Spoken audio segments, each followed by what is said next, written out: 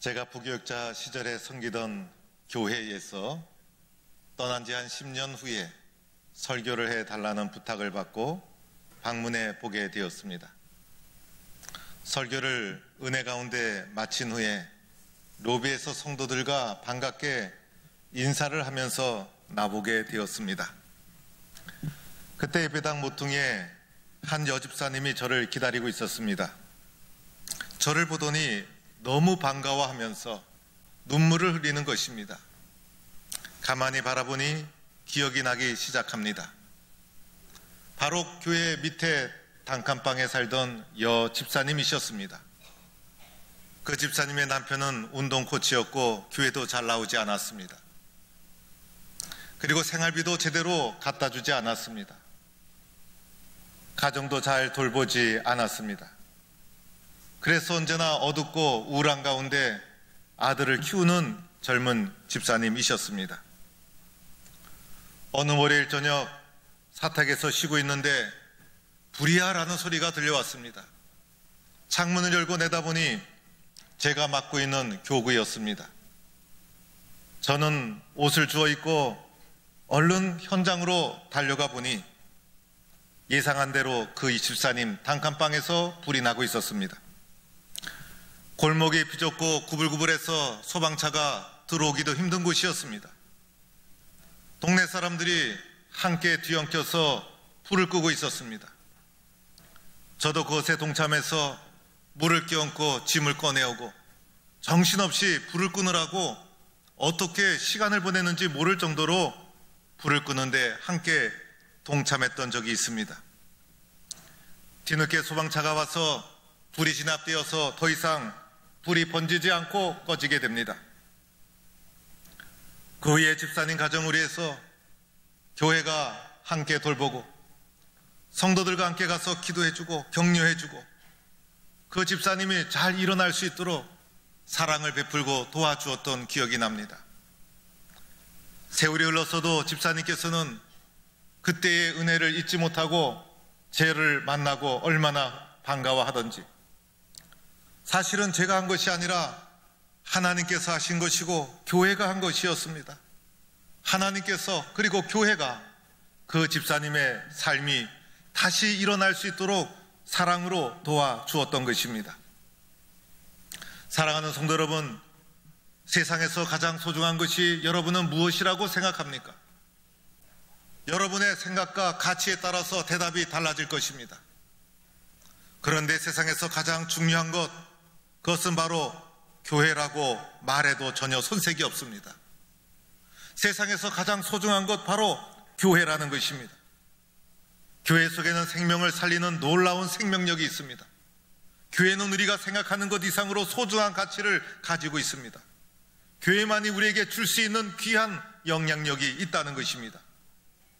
세상에서 성공하고 명예를 얻고 출세를 했어도 가정이 없으면 그 사람은 성공한 사람이 아닙니다.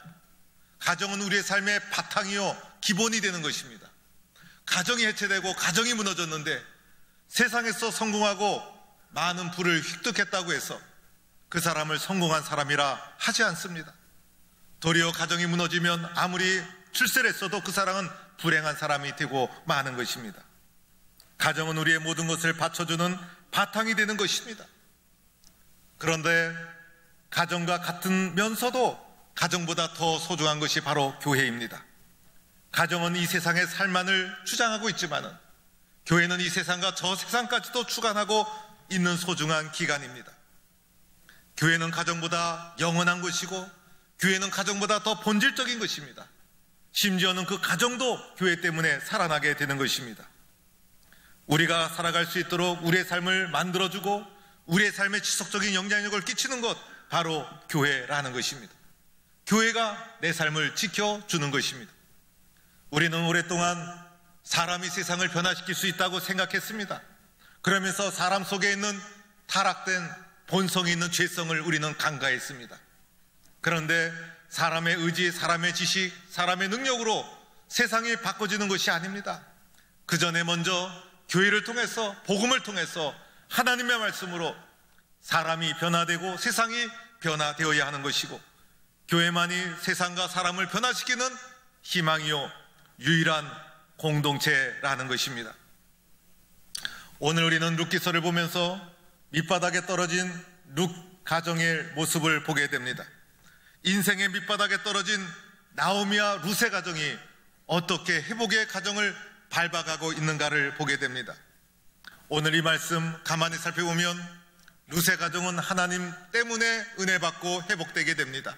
신실하신 하나님의 은혜 가운데 나오미의 가정이 회복이 되고 룻의 가정이 살아나게 되는데, 이 사건을 오늘 우리의 삶 속에 보다 더 친밀하게 구체적으로 적용을 한다면 하나님 때문에, 더 나아가 교회의 사랑 때문에 이 가정이 회복되었다고 적용할 수가 있는 것입니다.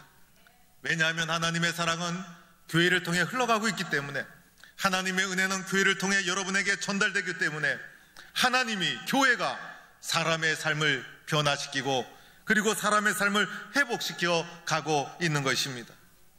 오늘 룻이 도대체 어떠한 삶을 살았기에 하나님은 그 가정을 개입해 주셔서 회복시켜 주셨는가? 먼저 룻의 삶의 모습을 살펴보도록 합니다. 룻은 모압의 한 여인이었습니다. 그런데 나오미의 가정이 모압 땅에 오게 되자 나오미 가정과 이제 며느리로 들어가게 됩니다. 그런데 룻의 신랑이 그만 죽고 맙니다. 룻의 신랑이 죽게 된 것은 룻의 잘못이 아니었습니다. 우리가 인생을 살다가 나에게 잘못이 없음에도 불구하고 생각지도 않은 불행과 사건을 겪게 되는 것이죠.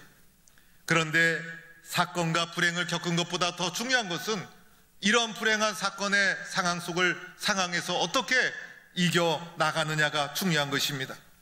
룻은 남편이 죽었음에도 불구하고 시어머니의 곁을 떠나지 않습니다. 시어머니가 룻에게 너는 젊고 미래가 있지 않느냐, 내 곁을 떠나라, 새 출발하여라 권면을 하여도 어머니의 말을 듣지 않습니다. 도리어 어머니 고향까지 동행하게 됩니다. 룻에게 있어서 베들레헴은 타향과도 같은 것입니다. 아는 사람 아무도 없는 어머니의 고향 베들레헴까지 동행해서 오게 됩니다. 이것뿐만이 아니었죠. 생계를 유지하기 위해서 어머니를 대신해서 이삭 줍는 일을 시작하게 됩니다. 이삭 줍는 일은 가장 비천한 사람이 하는 일이었습니다. 타향 땅인 베들레헴에서, 그리고 배타적인 유대 땅에서 이방 여인 룻이 이삭 줍기를 하는 것은 쉬운 일이 아니었습니다. 더하여 이 여인은 젊은 여인이 아니었습니까? 그런데 그러함에도 불구하고 신실하고 성실하게 환경과 상황과 관계없이 자기가 해야 될 일을 신실하게 해나가는 룻의 모습을 보게 됩니다. 그에게 있어서 누구도 원망하지 않습니다. 환경과 상황을 탓하지도 않습니다. 신실하게 자신의 사명을 감당해 나가는 젊은 여인 룻의 모습을 발견하게 됩니다. 이러한 룻을 보아스가 발견하게 됩니다. 보아스는 이미 룻의 소문을 다 듣고 있었습니다. 그래서 이 보아스가 룻에 대해서 특별한 배려를 베풀게 됩니다. 이때 어머니가 보아스가 룻에 대해서 특별한 배려를 베풀고 있는 것을 듣고 어떻게 했습니까? 며느리를 의심하거나 며느리를 탓하지 않았습니다. 도리어 며느리가 잘 되기를 원했습니다. 타작 마당에 내려가 앉았다가 그에게 보이지 말고 그가 누울 때에 그의 발치에서 이불을 덮고 거기 누우라, 이렇게 어머니가 룻에게 당부를 하게 됩니다. 이런 어머니의 입장 이해하려면 우리는 유대사회 속에 있었던 기업 물을 자에 대한 이해가 필요합니다. 오늘 시어머니 나오미는 며느리 룻에게 보아스의 발치에 그의 이불을 덮고 가만히 누워 있으라고 권면하고 있는데, 이것을 이해하기 위해서는 기업 물을 자에 대한 이해가 필요한 것입니다. 당시의 문화에서는 장자 우선 문화였습니다. 그리고 당시에 가장 복 중에 큰 복은 자손이 번창하는 것이었습니다. 가장 큰 불행은 자손이 끊겨지는 것이었습니다. 그런데 장자가 결혼한 후에 자녀가 없이 장자가 죽게 되면 어떻게 될까요? 대가 끊어지는 불행을 겪게 되는 것이고, 며느리는 떠나서 불행한 삶을 살아야만 되는 것이었습니다. 형제의 대가 끊어지지 않도록, 동생이 형수를 취할 수 있도록 문화적으로 제도화되어 있었던 것입니다. 이것은 우리의 문화 속에서는 이해할 수도 없고 받아들일 수도 없는 것입니다. 그러나 이 속에는 형수가 가족으로부터 떨어져 나가는 것, 그리고 형제의 혈육이 끊어지는 것을 막고자 하는 인도적인 의도가 이 속에 담겨 있었던 것입니다. 보아스가 바로 기업 물을 자 중에 하나였습니다. 그래서 보아스가 자고 있는 발치에 룻이 가서 이불을 덮고 누워 있으라는 것입니다. 그런데 문제는 보아스가 룻을 선택하지 않았는데 룻이 보아스의 의도도 묻지 않고 그의 이불을 덮고 자는 것은 위험한 일이었습니다. 잘못하다가는 룻에게 수치스러운 일이 될 수가 있습니다. 부끄러운 일이 될 수도 있는 것입니다. 오해받을 수도 있는 것이고 위험한 상황이 초래될 수도 있는 것이었습니다. 그 중에서도 특별히 이방 여인 룻에게 있어서는 이러한 문화는 받아들이기 어려운 문화였다는 것입니다. 그러함에도 불구하고 시어머니 나오미가 룻에게 당부하자 룻이 뭐라고 말합니까? 어머니의 말씀대로 내가 다 행하리이다. 어머니의 말씀대로 내가 다 행하리이다. 어머니가 말씀하신 것에 절대적으로 순종하는 룻의 모습을 보게 됩니다. 어머니가 시키는 대로 룻이 철저하게 그대로 순종하여 이행하게 되었던 것입니다. 룻의 모습을 통해서 우리에게 보여주는 모습이 무엇입니까? 어머니에 대한 절대적인 순종의 모습, 어머니의 말씀이라면 그대로 순종하는 아름다운 순종의 믿음, 이러한 모습을 룻을 통해 발견하게 됩니다. 환경과 상황을 탓하지 않았습니다.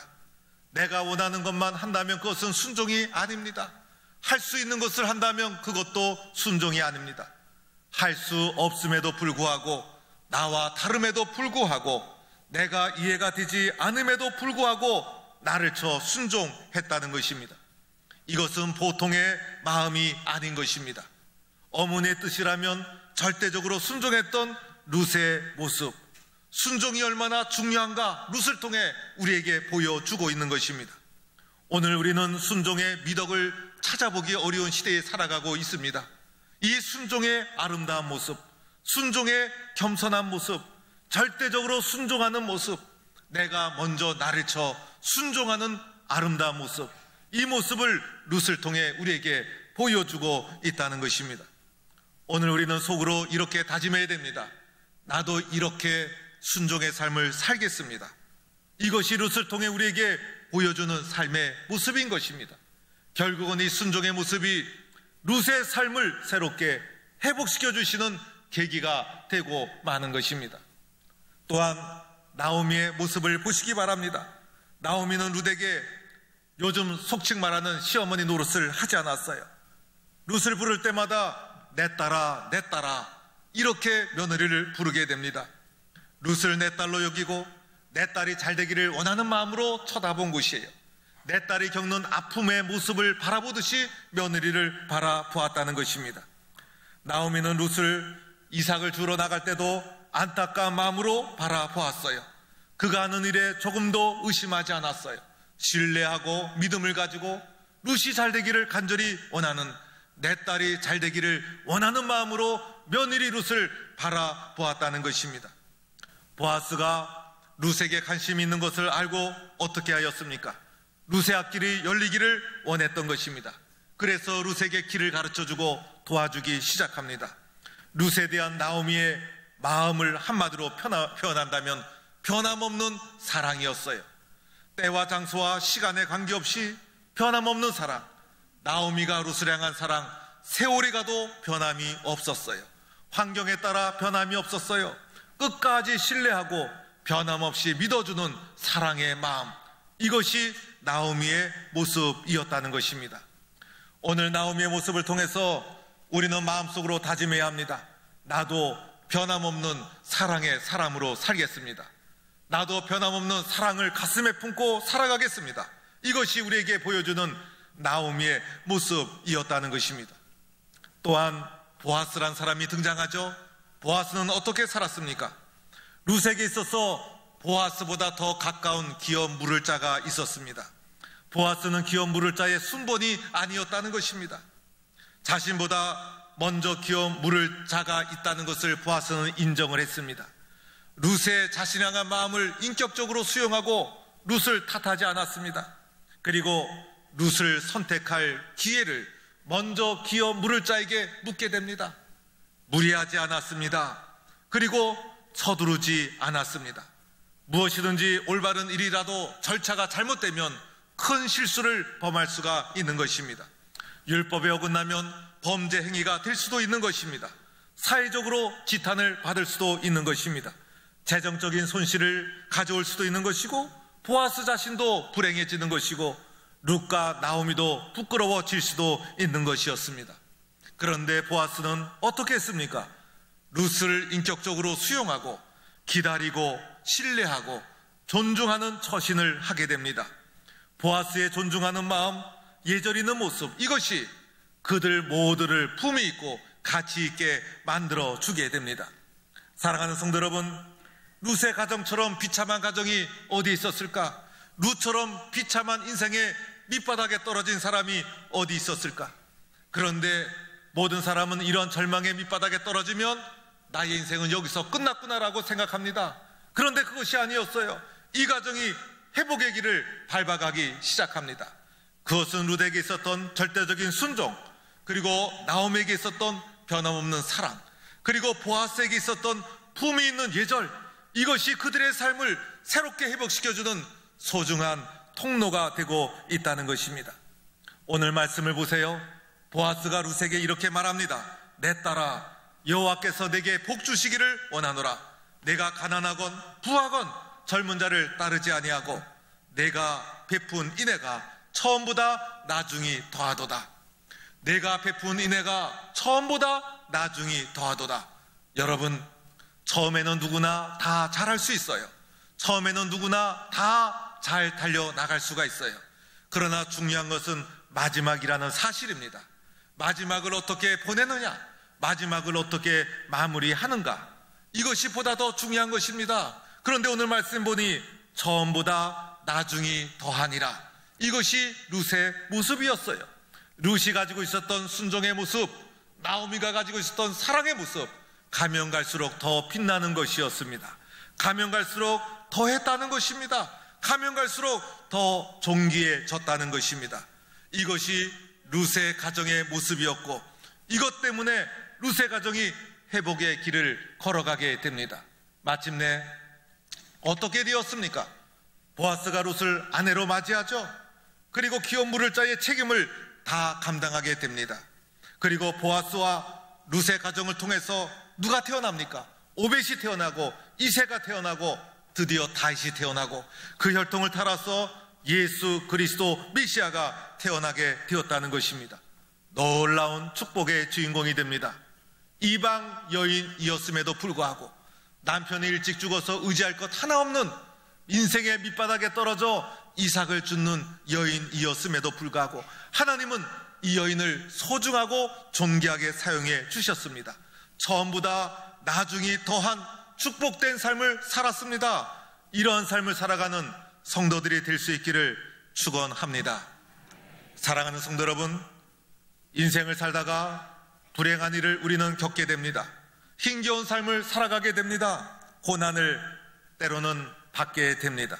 그런데 기억해야 될 것이 있습니다. 영원한 불행, 영원한 고난, 영원한 실패는 존재하지 않는다는 것입니다.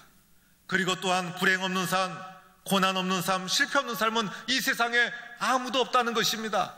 누구나 실패를 경험해 본 삶을 살아가고 있습니다. 그런데 그 고난의 자리에서, 실패의 자리에서, 불행의 자리에서 룻과 나오미의 가정이 회복의 가정, 축복의 가정으로 딛고 일어서는 소중한 계기가 무엇이었는가? 변함없는 사랑과 절대적인 순종이었다는 것입니다. 이것이 축복의 계기가 되고 하나님의 능력이 임하는 통로가 되었다는 것이었어요. 이들이 순종하지 않았다면, 사랑하지 않았다면 이 실패의 밑바닥에서 어떻게 헤어나올 수 있었을까? 아무것도 없었고 의지할 것이 없었어요. 그러나 이들이 하나님 앞에 놀라운 축복의 주인공이 된 것은 변함없는 순종, 절대적인 순종, 변함없는 사랑, 그들 속에 환경과 상황과 관계없이 자신을 지키는 순종과 사랑이 있었기 때문에 하나님의 은혜가 임하는 통로가 되고 말았다는 것입니다. 그런데 문제가 있습니다. 우리도 순종과 사랑의 사람이 되고 싶지만은 우리는 순종의 체질이 아니라는 것입니다. 변함없는 사랑을 하고 싶지만은 우리의 사랑은 너무나 쉽게 변질된다는 것이 문제입니다. 우리들은 원래 불순종의 자녀들, 순종의 체질이 아닙니다. 우리 속에는 얼마나 강팍한 불순종의 심령이 가득 차 있는지 모릅니다. 우리의 사랑은 주님의 사랑이 아니라 이기적인 사랑입니다. 시시때때로 변하고 환경과 상황에 따라 나를 지키지 못하는 그러한 심령을 가지고 살아가는 것이 문제라는 것입니다. 어떻게 해야 합니까? 먼저는 하나님의 도움을 구해야 합니다. 하나님, 나는 순종의 사람이 아닙니다. 주님, 나는 사랑의 사람이 아닙니다. 나의 연약함을 아시는 주님, 내가 순종할 수 있도록 나를 도와주세요. 주님의 사랑을 배울 수 있도록 나를 붙잡아 주세요. 내 힘과 내 능력으로는 순종과 사랑의 길을 걸어갈 수 없습니다. 이 불행의 밑바닥에서 일어설 수가 없습니다. 나에게 순종과 사랑의 가득함을 채워주세요. 하나님의 도우심을 구해야 한다는 것입니다. 그리고 나서 우리의 사랑과 순종은 하나님을 향한 것임을 기억해야 합니다. 사람에게 순종하고 사람을 살아가는 것 중요합니다. 그러나 보다도 본질적인 것은 하나님을 향한 사랑이요, 하나님을 향한 순종이라는 것입니다.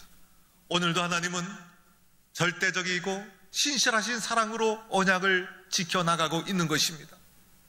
헤세드의 하나님, 십자가의 사랑으로 우리와 언약을 맺으신 하나님, 하나님께서 그의 언약을 신실하게 지켜나가고 있는 것입니다. 하나님 앞에 나는 어떻게 살아갈 것인가?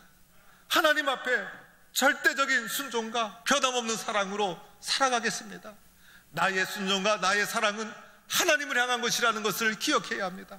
하나님 앞에 순종하고 하나님 앞에 사랑을 고백하지 못한다면 우리는 회복의 삶을 살아갈 수가 없는 것입니다. 그래야 우리의 순종과 사랑이 하나님을 향한 것임을 기억해야 되는 것입니다.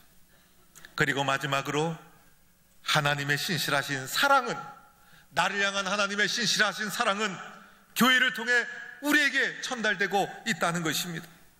교회가 없이는 하나님의 신실하신 사랑, 구체적인 사랑을 어떻게 전달받을 수 있겠습니까? 하나님을 향한 순종과 사랑은 교회를 통하여 또다시 하나님께 올려드려야 되는 것입니다. 교회의 가치, 교회의 소중함, 교회를 통해 역사하시는 하나님의 은혜, 우리는 이것을 보아야 합니다. 이번에 총회장님을 모시고 유럽교회를 탐방하면서 다시 한번 교회가 얼마나 소중한지, 교회가 얼마나 중요한지를 절실하게 깨닫게 됩니다. 역사를 넘어 오늘도 영원히 존재하는 교회 공동체의 모습, 교회를 세워나가는 것, 교회를 통해 하나님의 은혜가 전달되는 것, 교회를 통해 영혼을 구원하고 교회를 통해 그 사람의 영혼을 세우고 그 사람을 회복시키고 교회만이 할 수 있는 하나님의 은혜의 손길, 교회의 소중함, 교회의 존귀함, 교회가 우리의 삶이 얼마나 소중한가. 그리하여 하나님의 은혜가 전달되는 이 교회에 대한 소중함의 고백과 함께 교회에 대한 순종과 사랑으로 변함없이 섬겨나가는 교회를 세워나가는 소중한 사랑의 마음, 얼마나 이것이 소중한가를 다시 한번 발견하고 깨닫게 됩니다. 사랑하는 성도 여러분, 하나님께 그리고 우리가 섬기는 교회에 대한 절대적인 순종과 변함없는 사랑, 이것이 우리의 삶을 새롭게 일으켜 세워주시는 축복의 통로가 될 줄로 믿습니다.